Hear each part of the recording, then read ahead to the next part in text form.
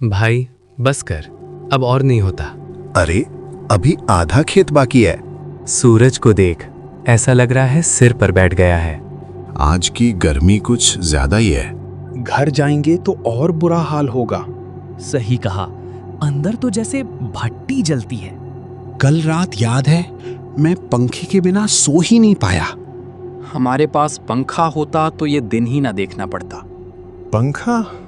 भाई पहले पैसा चाहिए। गरीबी सबसे बड़ा भूत है। और ये गर्मी उसका साथी। आज घर जाने का मन नहीं। तो कहाँ सोएंगे? बाहर। पक्का? गांव वाले मना करते हैं। क्यों? कहते हैं रात को कोई भटकता है। तो फिर वही शुरू हो गया। भाई डर के कारण हम घुटन में मर जाएं। लेकिन हम 3 हैं। ठीक है, आज बाहर। वाह, ये हुई ना बात। हवा भी चल रही है। अब मजा आएगा। सुना? पायल, हवा है। नहीं, कोई है। सो जाओ। नीचे से आई।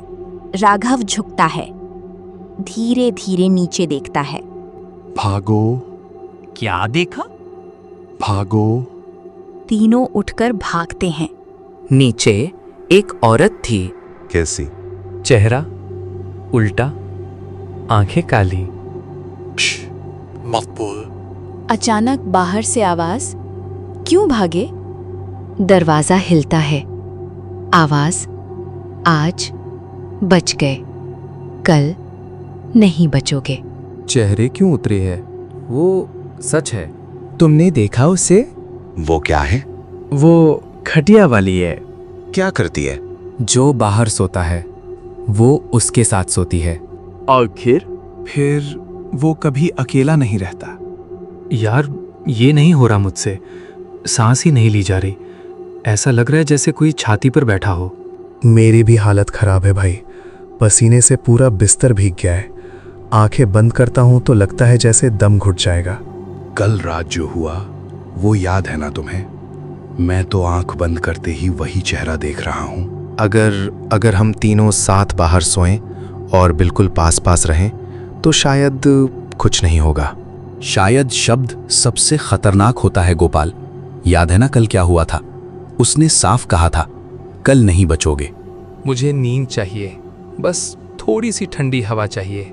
मैं और नहीं सह सकता ये गर्मी। ठीक है, लेकिन इस बार हम सावधानी रखेंगे। कोई अकेला नहीं जाएगा। अगर कुछ भी अजीब लगे तुरंत उठ जाएंगे और हम तीनों एक दूसरे का हाथ पकड़कर सोएंगे। हाथ पकड़कर? बच्चे लगेंगे हम। बच्चे ही सही, लेकिन जिंदा बच्चे। तीनों बाहर खटिया लगाते हैं, इस बार बिल्कुल पास पास। देखो, इस बार हम बीच में गैप नहीं छोड़ेंगे। खटिया एकदम सटाकर लगाते हैं। और डंडा भी पास रखो। हाँ, और कोई भी आवाज आए तुरंत उठ जाना। अगर कुछ हो जाए तो कोई भी हाथ मत छोड़ना। नहीं छोड़ूंगा। मैं भी नहीं। रात गहरी हो चुकी है, चारों तरफ सन्नाटा, सिर्फ दिल की धड़कन सुनाई दे रही है। धक धक धक। गोपाल, तू जाग रहा है ना? हाँ, नींद ही नहीं आ रही। चुप रहो दोनों, शायद वो सुन रही हो।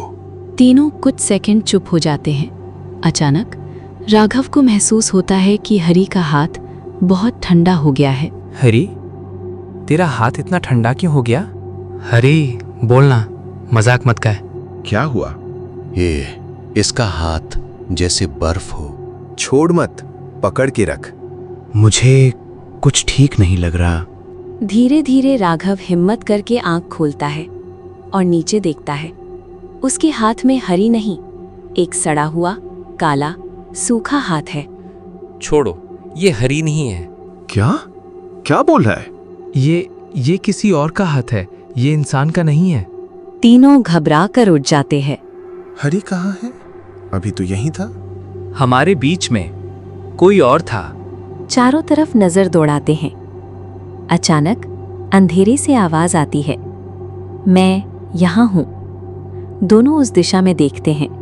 हरी खड़ा है, लेकिन कुछ अलग है। हरी, तू ठीक है ना? हाँ, मैं बिल्कुल ठीक हूँ। तुम लोग क्यों डर रहे हो? तेरी आवाज ऐसी क्यों लगाई है? डर गए क्या? मैं ही हूँ, तुम्हारा दोस्त। कुछ गड़बड़ है, ये हरी नहीं है। मुझे भी ऐसा ही लग रहा है। क्यों फुसफुसा रहे हो? मुझसे डर रहे हो क्या? अगर तू सच में हरी है तो बता, हम आज क्या बात कर रहे थे? तुम लोग बहुत सवाल पूछते हो। राघव, ये जवाब क्यों नहीं दे रहा? बोल, तू कौन है?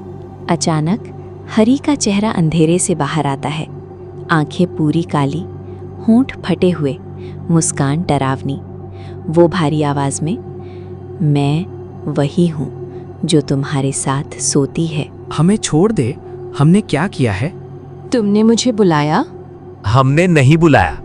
बाहर सोकर तुमने मुझे जगह दी। अचानक पीछे से आवाज, भागो, ये मैं नहीं हूँ। दोनों मुड़ते हैं। असली हरी जमीन पर पड़ा हुआ कांप रहा है।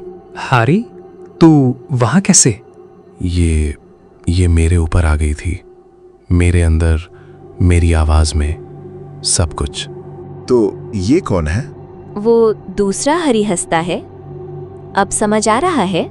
वो धीरे धीरे आगे बढ़ती है। अब एक तुम्हारे साथ आएगा। कोई नहीं जाएगा। भागो, दोनों भागो। नहीं, हम तुझे छोड़कर नहीं जाएंगे।